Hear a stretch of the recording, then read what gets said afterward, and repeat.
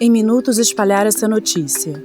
Uma baleia no Leme e outra no Leblon haviam surgido na arrebentação de onde tinham tentado sair, sem, no entanto, poder voltar. Eram descomunais, apesar de apenas filhotes. Todos foram ver. Eu nunca fui. Corria o boato de que ela agonizava já há 8 horas, e que até atirar nela haviam atirado, mas ela continuava agonizando e sem morrer. Senti um horror diante do que contavam, e que talvez não fossem estritamente os fatos reais. Mas a lenda já estava formada em torno do extraordinário que, enfim, acontecia, pois por pura sede de vida, melhor estamos sempre à espera do extraordinário que talvez nos salve de uma vida contida. Se fosse um homem que estivesse agonizando na praia durante 8 horas, nós o santificaríamos. Tanto precisamos de crer no que é impossível. Não fui vê-la. Detesto a morte. Deus, o que nos prometeis em troca de morrer? Pois o céu e o inferno, nós já o conhecemos. Cada um de nós, em segredo, quase de sonho, já viveu um pouco do próprio apocalipse. E a própria morte. Fora das vezes em que quase morri para sempre, quantas vezes no silêncio humano minha alma agonizando esperava por uma morte que não vinha. E como escárnio, por ser o contrário do martírio em que minha alma sangrava, era quando o corpo mais florescia. Como se meu corpo precisasse dar ao mundo uma prova contrária de minha morte interna para esta ser mais secreta ainda. Morri de muitas mortes e mantê-las-ei em segredo até que a morte do corpo venha, e alguém, adivinhando, diga: esta viveu. Porque aquele que mais experimenta o martírio é dele que se poderá dizer: este viveu. O mais estranho é que todas as vezes em que era só o corpo que estava à morte, a alma o desconhecia. Da última vez em que meu corpo quase morreu, ignorando o que sucedia, tinha uma espécie de rara alegria, como se ela estivesse, enfim, liberta, enquanto o corpo doía como um inferno. Uma das vezes, só depois que passou, é que me disseram. Eu havia estado 3 dias entre vida e morte, e nada garantiam os médicos, senão que tudo tentariam. E eu tão inocente do que estava acontecendo que estranhava não permitirem visitas. Mas eu quero visitas, dizia. Elas me distraem da dor terrível. E todos os que não obedeceram à placa silêncio, todos foram recebidos por mim, gemendo de dor, como numa festa. Eu tinha me tornado falante e minha voz era clara. Minha alma florescia como um áspero cactus.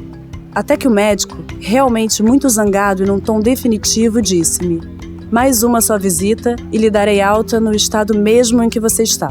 O estado em que eu estava, eu o desconhecia. Nunca nesses dias notei que estava no limiar da morte. Parece-me que eu vagamente sentia que, enquanto eu sofresse fisicamente de um modo tão insuportável, isso seria prova de estar vivendo ao máximo. Lembro-me agora de uma vez em que, ao olhar o pôr do sol interminável e escarlate, também eu agonizei, com ele lentamente morri. E a noite veio para mim cobrindo-me de mistério, de insônia clarividente e, finalmente por cansaço, sucumbindo num sono que contemplava a minha morte. E quando acordei, surpreendi-me docemente. Nos primeiros ínfimos instantes de acordada pensei: então quando se está morta se conserva a consciência?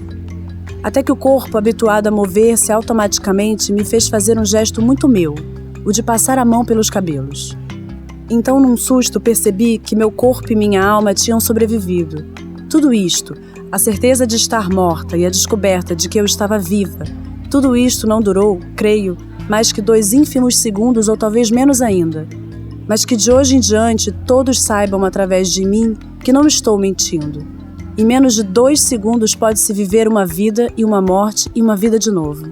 Esses 2 ínfimos segundos, como forma de contar toscamente o tempo, devem ser a diferença entre o ser humano e o animal. Assim como Deus talvez conte o tempo em frações de século dos séculos, cada século um instante.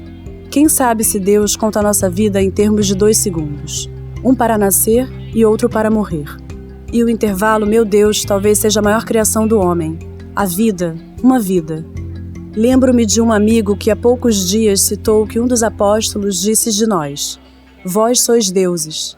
Sim, juro que somos deuses, porque eu também já morri de alegria muitas vezes na minha vida. E quando passava essa espécie de gloriosa e suave morte, eu me surpreendia de que o mundo continuasse ao meu redor, de que houvesse uma disciplina para cada coisa, e de que eu mesma, a começar por mim, tinha o meu nome e já entrara na rotina. Pensara que o tempo tinha parado e os homens subitamente se tinham imobilizado no meio do gesto que estivessem executando, enquanto eu vivera a morte por alegria. Não fui ver a baleia que estava bem dizer à porta de minha casa morrer. Morte, eu te odeio. Enquanto isso, as notícias misturadas com lendas corriam pela cidade do Leme. Uns diziam que a baleia do Leblon ainda não morrera, mas que sua carne, retalhada em vida, era vendida por quilos, pois carne de baleia era ótima de se comer. E era barato, era isso que corria pela cidade do Leme. E eu pensei, maldito seja aquele que a comerá por curiosidade.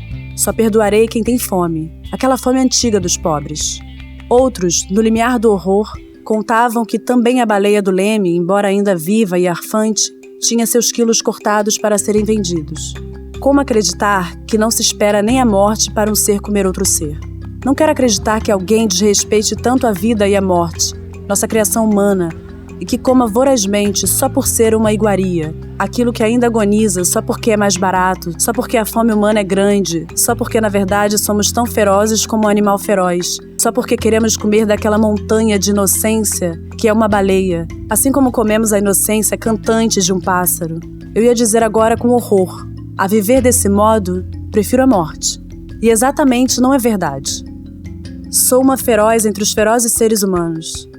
Nós, os macacos de nós mesmos, nós, os macacos que idealizaram tornaram-se homens. E esta é também a nossa grandeza. Nunca atingiremos em nós o ser humano. A busca e o esforço serão permanentes. E quem atinge o quase impossível estágio de ser humano, é justo que seja santificado. Porque desistir de nossa animalidade é um sacrifício.